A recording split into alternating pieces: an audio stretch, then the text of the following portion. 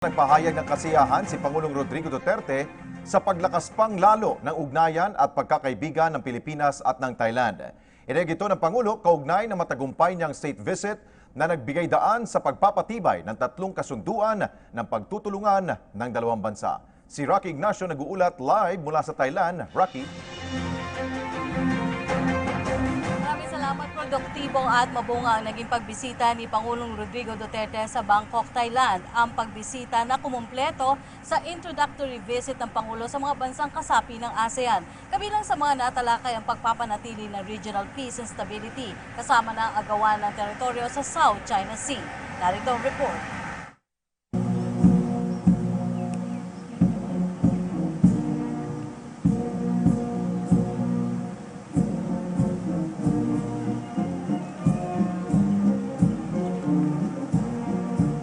Itinuring ni Pangulong Rodrigo Duterte na produktibo at naging mabunga ang 2 araw na opisyal na pagbisita nito sa Bangkok, Thailand. Sa loob ng 67 taong diplomatikong relasyon, pumapasok na anya sa panibagong yugto ang pagkakaibigan ng dalawang bansa.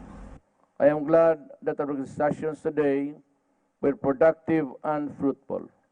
The discussions point to a keen interest in moving forward to a future of greater peace, progress, and prosperity. Tatlong kasunduan ang pinagtibay ng dalawang leader sa larangan ng science and technology, turismo at agrikultura.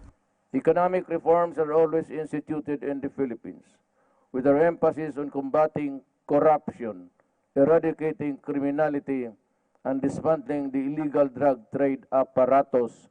We are hopeful of more investments coming from Thailand.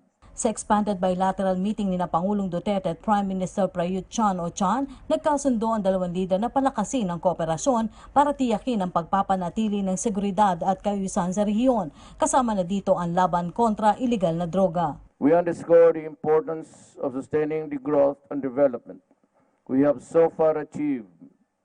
In this regard, we stress the need to address traditional and emerging threats to our collective security and stability. This includes transnational crimes such as terrorism and violent extremism, piracy at the sea, as well as the trafficking of persons and illicit drugs. We vow to do more, our utmost, to strengthen cooperation in bilateral, regional, and international levels to effectively address the scourges and menace to our societies. We stressed the importance of our defense cooperation to achieve these goals and look forward to the inaugural Joint Committee on Military Cooperation this year. Tinalakay rin ang usapin ng South China Sea. Naniniwala ang leader ng Thailand na dapat kilalanin sa isyu ang itinatadhana ng international law. At bilang chairman ng ASEAN, iginit ng Pangulo ang pagbuo ng matibay na kasunduan sa usapin sa ilalim ng ASEAN Code of Conduct. We both recognize the need to strengthen ASEAN centrality in the emerging regional architecture. We both also stress the need to maintain peace and stability in the region, including the South China Sea. We recognize too that respect for freedom of navigation and overflight in the South China Sea is in the interest of all countries within and outside the region.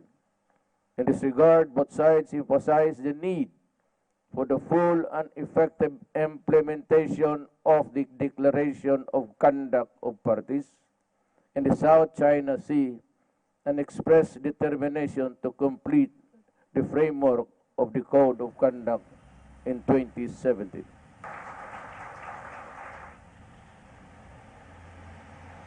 Samantala sa press briefing sa Mandarin Hotel sa Bangkok, sinabi ni Foreign Affairs Acting Secretary Enrique Manalo na walang isusukong anumang teritoryo ng Pilipinas si Pangulong Rodrigo Duterte sa South China Sea. Sagot ito ni Manalo sa patuloy na usapin na agawan ng teritoryo sa West Philippine Sea sa pagitan ng Pilipinas at China. Ayon kay Manalo, mahigpit naman ang ginagawang pagbabantay ng Pilipinas sa mga lugar na saklaw nito. Ang mahalagaan niya, mailatag ang mga mahalagang punto sa ASEAN Code of Conduct para maiwasan at mapahupa ang tensyon sa lugar. Dahil sa gumagandang relasyon ng Pilipinas sa China, umaasa ang Pilipinas na mabibigyan daan na ang pagpapatupad ng matibay na kasunduan sa ASEAN Code of Conduct sa South China Sea. Narito ang pahayag ni DFA Acting Secretary Enrique Manalo. In the meantime, we are maintaining a close watch on the Scarborough Shoal. So we would be aware of any developments dun sa area. So it's an ASEAN-China framework for a code of conduct. So I think, syempre, China also has to be cooperative, and we'll have to, when we negotiate yung framework, we'll have to take into account yung mga concerns din ng all the other countries. It's 11 countries in the framework. So yun ang inaasahan namin, and all I can say is it was a good sign that it was China herself who's now very interested in getting a framework. And they know very well that this framework of a code will incorporate eventually, if we can agree, the elements of a code. And as I said, the aim of a code is precisely to prevent escalating tensions and to see how we can manage disputes peacefully. Yun ang approach namin. Kaya we're really focusing at the moment on coming up with this framework as soon as possible. In fact, China will be hosting a meeting in May, and hopefully maybe by that time we will have made significant progress on the framework. Samantala sa naturang press con pa rin, umaasa si Tourism Secretary Wanda Teo na matone down na umani usapin ng extrajudicial killing sa bansa.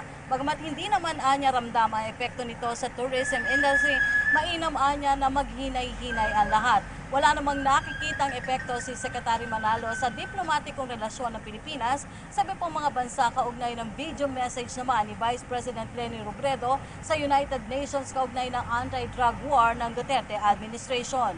Muli, narito ang pahayag ni Secretary Manalo. Wala naman kami na our relations with all countries are still very good. In fact, I haven't seen any change in that. In fact, dito na lang yung visit ni Presidente dito sa Thailand and Myanmar, I think we have really strengthened our bilateral relationship. And I think all countries are eagerly awaiting our ASEAN chairmanship, tsaka yung summit. So I think our relations have never been better. Alas 7 ng gabi o alas 8 ng gabi oras sa Pilipinas ay haharap naman ng Pangulo sa Filipino community dito bago tumulak pabalik ng Pilipinas ngayong gabi. At yan ang ating pag-uulat para sa PTV News, Rocky Ignacio, Bangkok, Thailand.